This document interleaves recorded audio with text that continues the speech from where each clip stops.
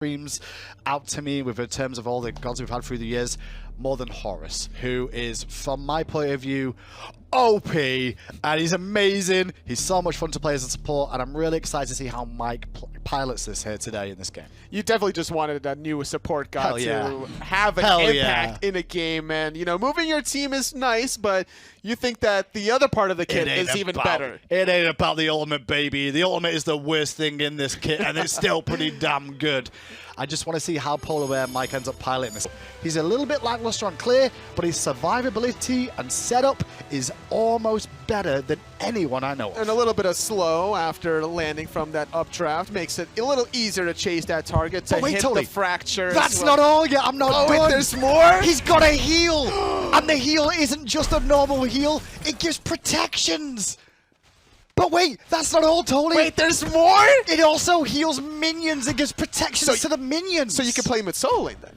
I mean, sure, I guess. But his clear's a little lackluster. Maybe if you out-sustain your opposition, if they play low pressure, it can really make an impact. Yeah, if you're playing against like Taro or Sobek, Xing Chen, then maybe play some Horus in your life. Final K, playing the Osiris this time around. SK wanting second pick. I think they finally figured out the strength of Rival is ideas. In the first two games, which was the flex pick.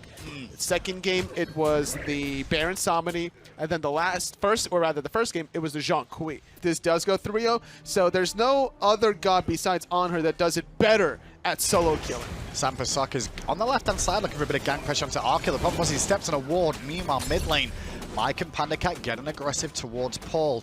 Definitely interesting to see Mike go for the blink option here. This is the blink updraft or blink stun combination that's available for him. Maybe the wings gave him away. That's definitely the weakest thing of the kit, by the way. Oh, yeah? Is the wings. Not just the ultimate? The corners too much. No, there's a blink, there's a stun, there's a beads. Arkell tried to follow up, but the beads from Zap was on point. They had to be then. Zap man avoiding the gank. And even in support, Horus, basically you're looking for the 2, then hit the shred. Oh, Zap steps forward to avoid the knockup, but still eats the impale. Desert Fury, not every shot lands like Zapman can do, but Arkell still gets the kill. Leave a little bit more than 90 seconds on the Chronos, knowing that Arkell goes for round 2. In mid lane, though, PandaCat under pressure. Nice up draft from Mike to get him a bit of peel, but he's not going to heal in time. Sam swoops on in. Well, we've not even touched on this Camazotz in the jungle yet, as we watched Captain Twig get aggressive too. It's about sustain versus dot damage between these two junglers. And Sam has made a play happen in the mid lane, and that's an important one too. Captain Twig didn't have the pal out to abuse Sam not having the ultimate any longer, so making it at least 1 kill in response for SK after losing. Hold on, that sign for Soccer could be in a little bit of trouble. Yeah, all in by Mike and Twig at the same time. The aggression just too much, and Sam just didn't respect the amount of damage those two could do together, and didn't have any backup from Paul there. Putting out the same levels as a normal support Guardian would in terms of team play, especially with this sort of itemization you'd expect to see. His mobility is insane, and he's in the skies right about now. Where we going, boys? We're ganking right-hand side. Oh, Paul heard it, or he saw it. Yeah, either way, he's just going to jump away. Belair onto Fine OK as they were looking to strip away the blue buff. The blue buff strip was successful, but can Fine OK live? They want to punish them for their transgressions. Captain Twig using the Palo, gonna get negated by that Lord of the Afterlife, but a good double pull. This is a lot of engagement. Sam, though, does get to the sky. Sustain comes through as the Terror Ultimate from Neil Mar makes an impact. Sam takes out Polar Bear Mike towards the tail end, and Twig, oh, that was a ton of damage for Twig to eat there. That hurt. SK Gaming, though, they're not done yet. They found 1 pick. They're not satisfied. They want a second one, but Final K, very low, but he has that Osiris passive. Yeah, this could be a bit of a problem here. Under the tier 1 tower, they go for the kill. They will find it, but that's a calamity, and I think Neilmar may die for it. Oh. Okay, we didn't catch that on camera, but I don't think Neil, I think he just got clapped, is what happened. He definitely got clapped by the Terror Walls. Belair dashing right before the epicenter of the Kraken. However, PandaCat still has a lot of mobility, needs to hit the tidal surge. Oh, it doesn't need to at all. He's got a Whirlpool. Sam, though, may punish PandaCat for this. Luckily enough, Polar Bear Mike swoops on in. Updraft off the mark. Slow does connect, however, which sets up the Whirlpool, but the Whirlpool's positioning left something to be desired. Sam's not done though, as Neil Murray's on the rotation too. Word as an on-her player, very safe. Not too safe as PandaCat under his own mid-tower. Now it takes a lot of poke from Sam, and now Sam going to swoop on in, looking for the kill. Panda's going to duke it out, and Sam not going to fully commit there. To the skies is channeled by Polar Bear Mike, and on landing they're going to potentially find Sam, but Mike came in alone, has to swoop away. Cracking on Neil's good, but Neil also had his ultimate up to get a bit of sustain and survive. Back go SK Gaming, and Rival have to turn tail at half health. Smart that they didn't go for the ride there to go under that tier 1 tower, but then they don't get the benefits of the shield. Let's see if we can go back and look at that replay real quick of how Captain Twig died there on that right-hand side. This was Neil, and then you see where Twig is in the distance. Neil's fighting a minion. Punch it in the face, son. Yeah, good job. Okay, eventually, any of those fists will be enough, and then Twig goes in and goes, okay, you're backing. The anticipation. The fast clap. No one expects the fast clap from the support. He blessed Space Station Gaming to get back. God, they need some blessings, don't they, without they've been performing. I'm roasting for fun. You know what it's like. No, they're bad. Whatever you want. I watch Barrow on stream. I'm in the fish clan. I can say what I want. Swoops in the jungle from Sam on PandaCat. And I tell you what, he's under a lot of pressure. The Aegis bought him a second, and the web pulled it. Oh, PandaCat, have fun, son.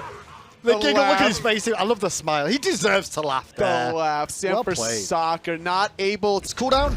And a nice chunk of health too. Neil Marr, meanwhile, getting aggressive against Arkell and Twig. The walls will collapse on Arkell as Twig gets aggressive on Neil. Dot damage into play as the Paolo is signaled. Where's the Paolo going to go on towards Zap, who uses the bead? Sam at the tail end gets pulled on in.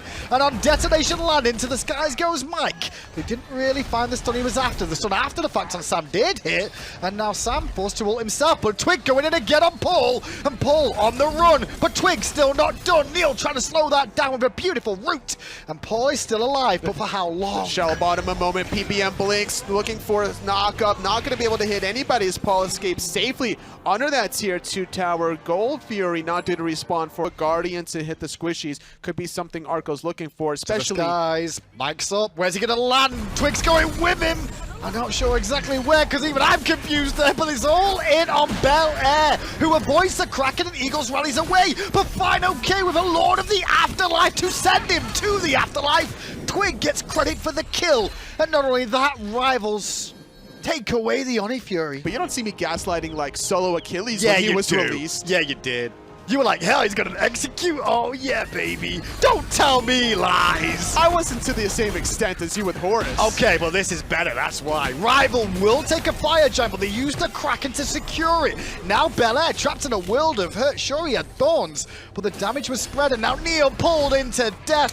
His beads weren't available, and now his life is taken too. And Rival can start to turn their attention to Phoenix, but then he realized it's safer to go under the tier. It's kind of okay with this ultimate on Polar Bear Mike on Horus to just free cast it and try and make a play off it, because it's not going to be something that you use in a big old team fight. You can't stand still for that length of time and just be sat on the ground taking damage. And it's an intimidation factor. Oh, yeah. I want to see that ultimate under a Phoenix siege. Like, if everyone sees you do it. And here's the engage onto the left-hand Phoenix. Remember, Ryan Phoenix already down. Fine, okay, boxing away against Zapman, and Zapman forced to rewind, but where's he going to end up? Back at his tower line still. Sam for Soccer, though, gets onto PandaCat in the back, and he needs some support, getting it finally towards the tail end. But PandaCat is almost out of the fight. Arkell, though, took out Bel Air, and Arkell's on a double kill. This could be another Penta. They could potentially look for it. Zapman very low, gonna get done up by Final K, but Neilma doing a good job zoning in his zone. And Zapman forced out too. Left-hand Phoenix does now fall. Middle Phoenix is exposed with minions on the way. Twig getting aggressive on Neil. The walls will come down, but Twig will beat away from the walls to make sure the follow-up damage from Paul and Zap don't make an impact. It was scrappy, totally, but I think Rival have this one. I think so too. Wanting to be 100% certain by making the Titan at its most vulnerable form. Zap will fall to Captain Twig, and the scrappiness of this game is coming to an end. To the skies. We expected this game, totally. We expected this set to go, well, back and forth. Maybe not in terms of a full 5-game matchup, but it was very exciting to watch. SK Gaming losing this set doesn't eliminate their chances to qualify towards MSI if they still beat out Space Station Gaming and hope that Splice lose 2 games. If Splice can lose 2 more games, then that's it for them.